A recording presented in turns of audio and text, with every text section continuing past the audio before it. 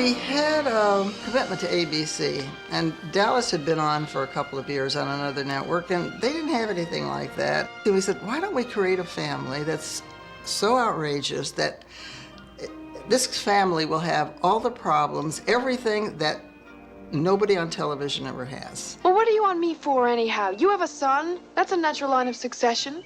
Let Stephen get married. Let him provide the royal heir. Give him the 70%. I'm afraid Stephen is not going to work out. Well, why? What's the matter with him? Low sperm count? Mind your own business. When Aaron read it, he started on page 8, he called, and he said, oh my God, this is going to be incredible. And we just had it in our head to do these things and to go in a place where we only dreamed about it. It wasn't about whining and crying and wanting to get another marriage or something. It was about fantasy, a fantasy that was accessible. This is a decision that'll affect the rest of our lives. You can't make it on the flip of a coin. I don't need a quarter to tell me that I love you. It's you. Do you love me? I do, of course I do. How much? Little? Lot? 40%? 65%? More than a hurricane? Less than a squall? Blake, don't you see? It's not you.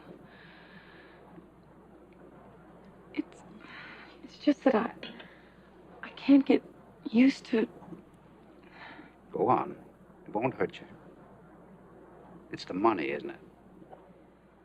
That whole image of wealthy people and, and having all kinds of problems and being crazy was popular in the, black and white films in the late 20s and 30s. It has the same appeal as tabloid literature. Because it's like, look, they're all messed up too. I don't think this was very discreet of you, Fallon. Don't lecture me on discretion, Miss Hypocrite. You, of all people. I'm not a child, Matthew. I'm a grown woman. But I love you, Crystal. God knows, but I will always love you, Crystal.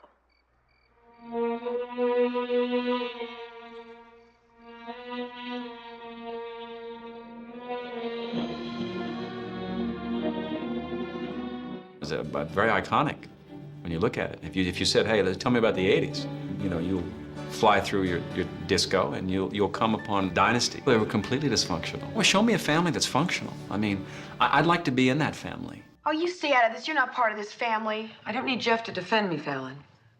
Tell me something, Crystal. Why did you come back that night? You left my father that afternoon. You were probably off with Matthew Blaisdell anyway. Fallon! You know what I think? I think you came back to pick his bones. This afternoon was a good start. Big lady at the board meeting, gulping down that first bottle of power. Now that is enough. What she did at that meeting was tremendous. I'm very proud of her for that. Well, I'm not so sure she doesn't believe you did it. What do you believe, Crystal? Now stop it! Damn it! My God, look at us. We were a family once. People who remember the black and white 50s stuff can conjure up, that whole perfect house, perfect family. The definition of functional is sort of broad. I don't know a whole lot of people who came from functional families, and I certainly don't think this was one. Why are you being so helpful to me? I certainly haven't won you over. That's right, you haven't. But you see, if you embarrass yourself, and you embarrass my father, I don't want that to happen. In Blake, we wanted a patriarch. I wanted a Blake, as it turns out, who was a little more sinister than John wanted. And to his credit, he made the characters strong and wise, also flawed. That was plane shot down over Kansas. Forgive my stupidity, Blake, but is that some kind of a joke? It's a joke. Then we decided we needed, of course, children who were going to disrupt his life. The concept was that here is a man who is so successful in the business world, but his own personal life, with his kids, with his wife, he couldn't get a handle on. And that's where the drama came. Because he won't talk to me. Well, you're lucky. And sell me into the harem of a sheik for 3 barrels of crude and a box of cigars. We wanted to have a brother and sister that were close, But we wanted this outrageous girl that would, you know, have to do with an entire football team. You never knew where she was, and she'd drink champagne out of a cup. And she was wild and funny and bright. I guess I had too much to drink. You had 2 bourbons, tops. Is this how you showed me to do it, Jeff? You know, between the 2 of us, there wasn't any writing on that cigarette we smoked.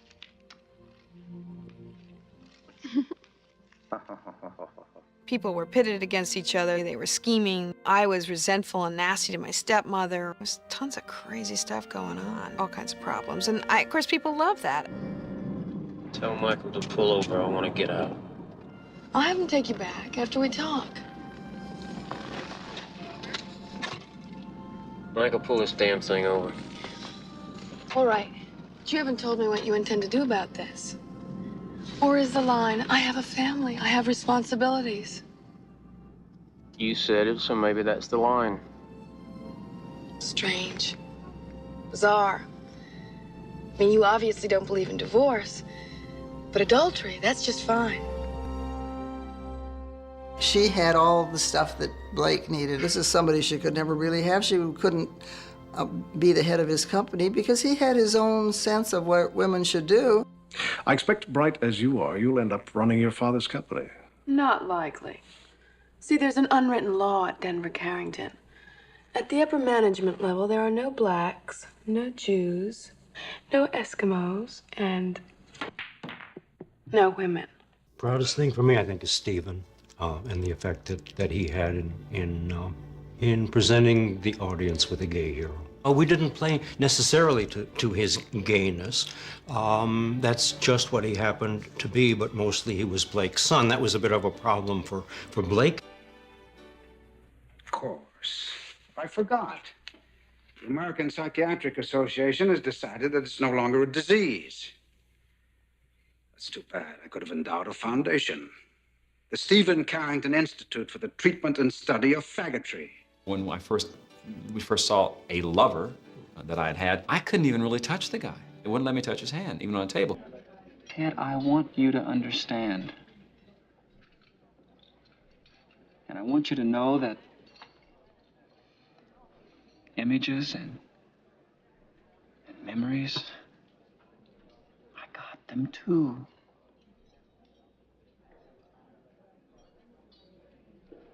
And they're inside of me, deep inside.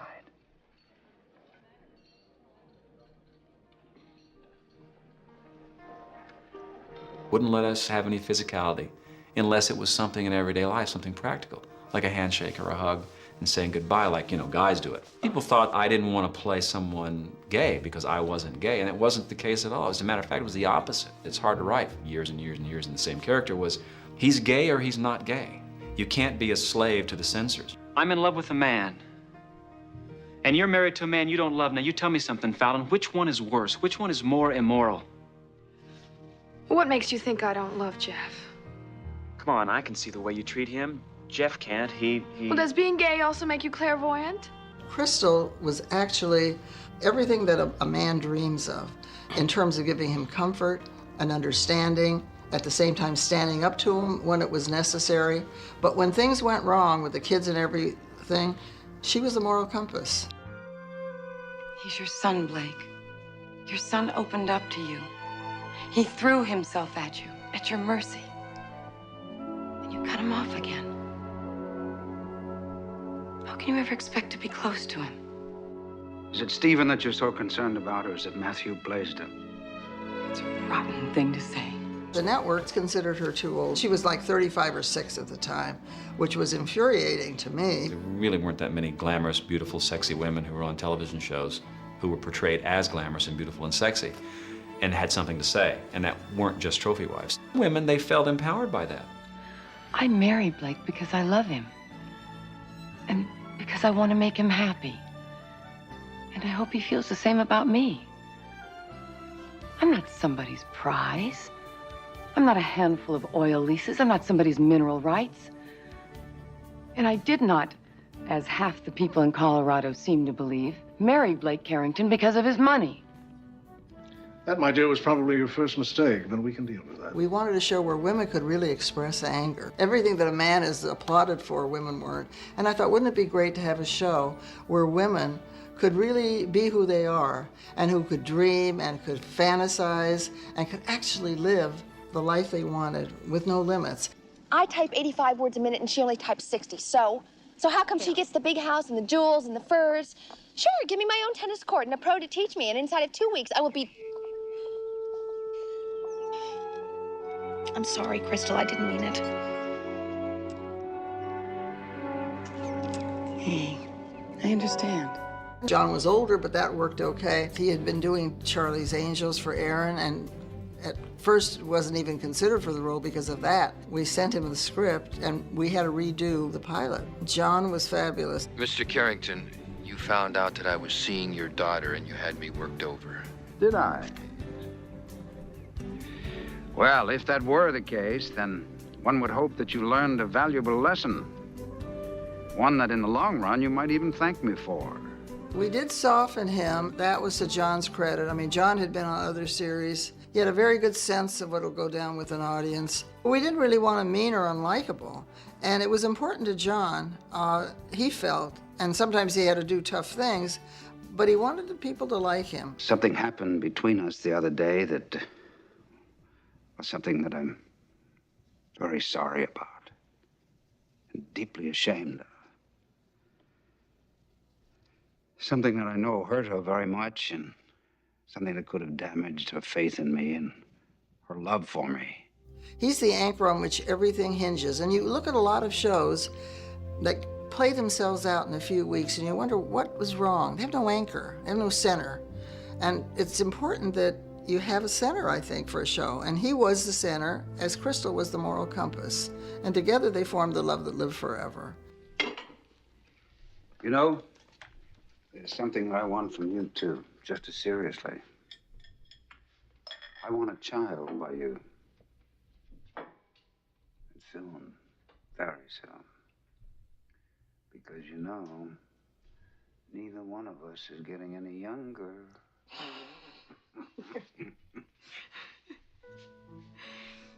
And I want to give you a child. But do you suppose we could just hang in there until after the Spanish omelet?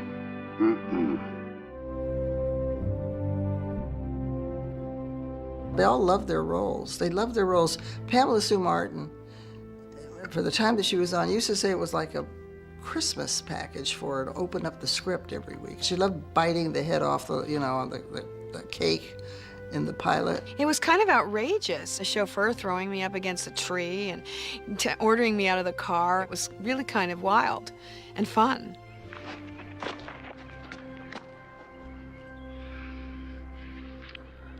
Hey, come on. I think I'm entitled to a few minutes with you. Entitled? You're entitled to that dumb uniform. And whatever my father pays you to drive. It really is a nighttime soap opera. It's based on conflict, and if there's not conflict, you'll invent conflict. Is there something you want to have out with me, Fallon? Crystal, what a melodramatic question. Have what out? If it's that sweet talk I overheard between you and Matthew, I mean, it was a party. We all of us say things at parties. I mean, if I had been quoted after 2 sips of champagne, really have what out? I had no idea that it would become a worldwide favorite. The audience liked it. And when they tested the characters, those 3 or 4 characters were testing like in the 90s, and that's almost unheard of. And so I knew that we'd hit something. When will I see you? I don't know. I've got to get away somewhere where I can think. Well, at least you can take your own car. Now, this is a very impressive gesture, but you don't have to go by public transportation, you know. It's not my car. Look at the registration. It belongs to Denver Carrington, just like everything else around here. The first season was somewhat a little bit experimental. People really wanted to see what happens with wealthy people. Rich people cry, and they bleed too. They just bleed money. And you say, boy, you know, I always wondered what they do behind closed doors. It's not just about going home and making enough money to put food on the table. You are all dispensable to me. My wife is not.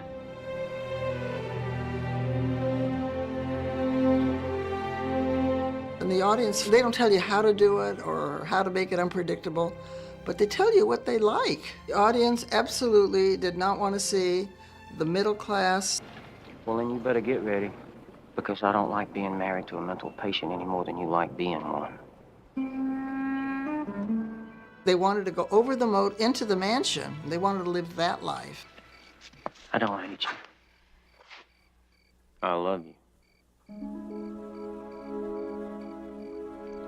What? Nothing. Matthew, look at me. I guess I'll always love you. When you came back, you said you didn't care for me anymore. I know. I did what I thought was best for both of us at the time. Am I supposed to be grateful to you for that? Who the hell gave you the right to make that decision for me? I'm not a child, Matthew. I'm a grown woman.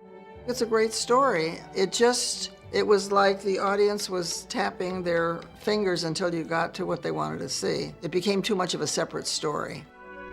Am I a bastard? Hey, what kind of question is that? There were no limits. We could, get away with almost everything, and we did. She loves me not. She loves me. She loves me not. What are you doing? Doing what? Why are you doing that? I thought we had some kind of an understanding. None of it seemed shocking to me. I grew up in the 60s and, anything goes. Ella, that's grass. To be exact.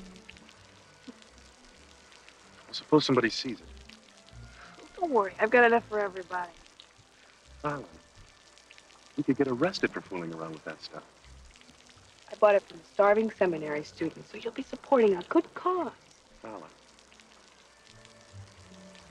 scientific studies have proved it confuses the thought process. It absolutely destroys the memory. So far, you don't have anything to remember. But we could work on that. There's something about doing a show like this. Most of it is interior because they're secrets. Now, occasionally you have to have some air. This worked because it was enclosed in that mansion, and the mansion itself became a character. And that was a message from the audience.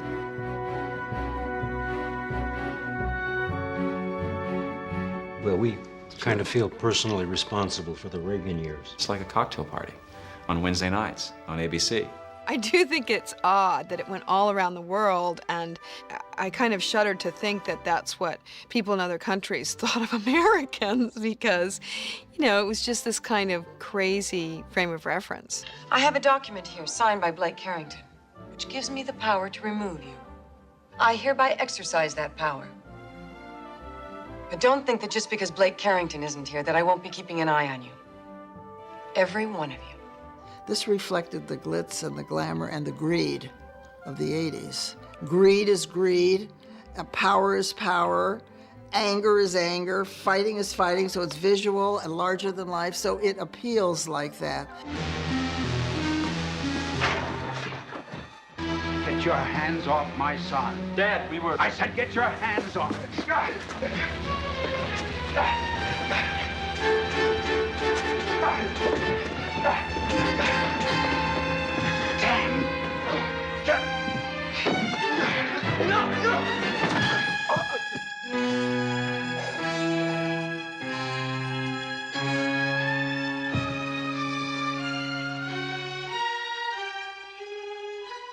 He's not breathing.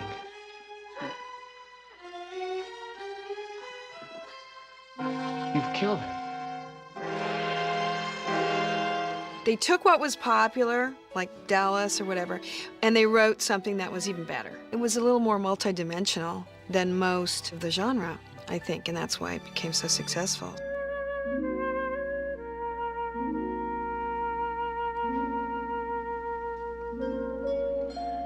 I know. That's what you've been saying all along. But did you lie the way Stephen said you did? If I did, can't you understand why? Doesn't Stephen? wasn't he? Your father's right. You've lost your brother, Fallon. Jeff, what am I gonna do? It entertained people because that's essentially the business that we're in. Aren't you, in fact, a homophobe? No. It was only in relation to my son that I felt any... Homophobic! Homophobic enough to kill? No. Mr. Carrington, we have had direct, conflicting testimony in this trial from your own children. From your son and your daughter. And we've had very oblique testimony from you, sir. So there is no absolutely true way that we can recreate that instant before Ted Denard died. But I ask you, sir, despite what you have told this court and this jury, isn't it true, sir, that in that last instant before his death, you wanted to see him dead? You, in fact, wanted to kill Ted Denard? That you took full advantage when you pushed that young man, as your son has testified, as your own son has told this court and jury, to shove him just as violently as you could, to see him hit his head and to watch him die? Isn't that what you really wanted? Isn't that what you really intended, sir? No. No, that's not true. We would have marvelous times doing this. It was not like work. We would be screaming with laughter and encouraging each other to come up with more and more outrageous things. I love Dynasty, I have to confess, as much now as I did, you know, when we first thought of it. That's just the way I feel.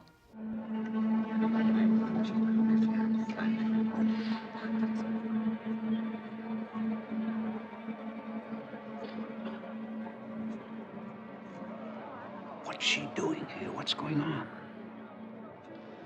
My God, that's my mother.